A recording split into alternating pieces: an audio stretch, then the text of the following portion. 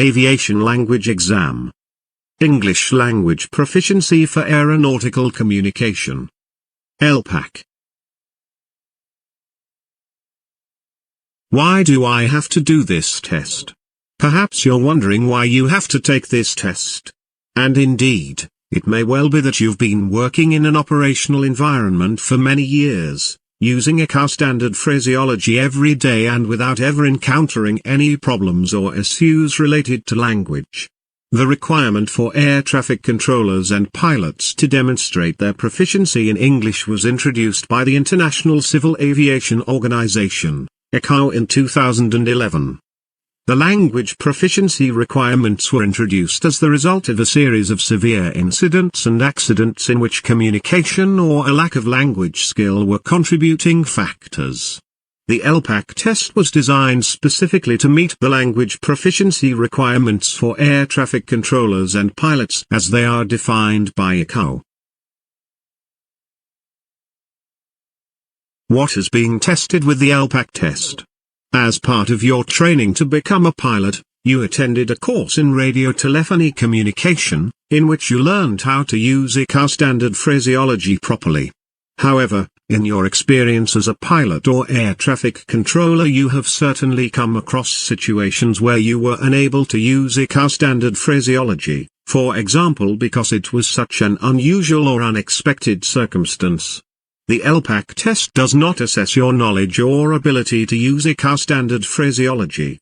Rather, the ELPAC test focuses on your ability to communicate effectively in unusual or unexpected situations and in the context of aeronautical communication using plain English. ELPAC test design. There are currently two versions of ELPAC available which were designed specifically to reflect the communicative functions of ATC controllers and ATPL pilots. ELPAC tests English language proficiency at ICAO Level 4, Operational, and Level 5, Extended.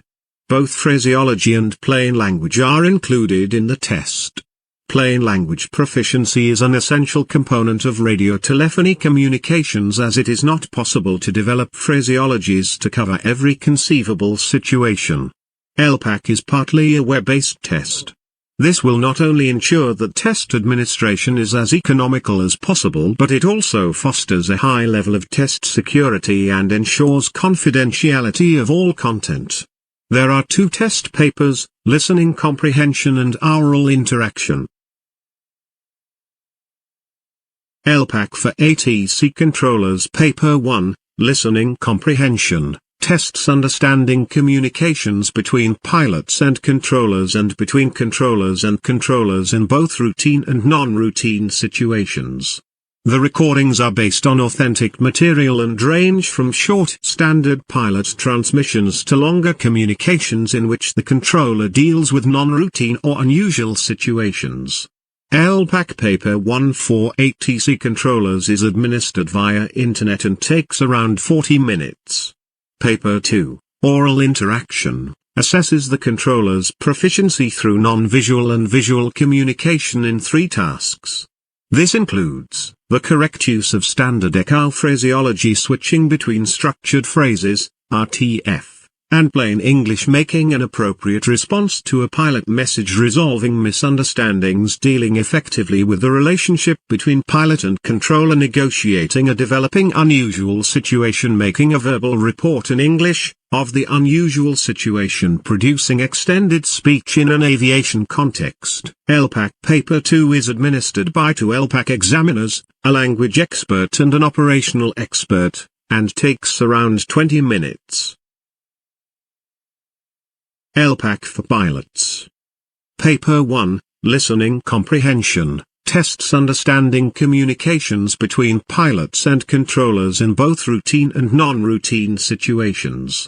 The recordings are based on authentic material and range from short standard pilot transmissions to longer communications in which the pilot deals with non-routine or unusual situations. ELPAC Paper 1 for pilots is administered via Internet and takes around 35 minutes. Paper 2, Oral Interaction, assesses the pilot's proficiency through a series of different tasks. This includes switching between structured phrases and plain English, making an appropriate report of an unusual ATC-related event, resolving misunderstandings, dealing effectively with the relationship between pilot and controller, negotiating meaning, producing extended speech in an aviation context. ELPAC Paper 2 is administered by 2 ELPAC examiners, a language expert and an operational expert, and takes around 20 minutes.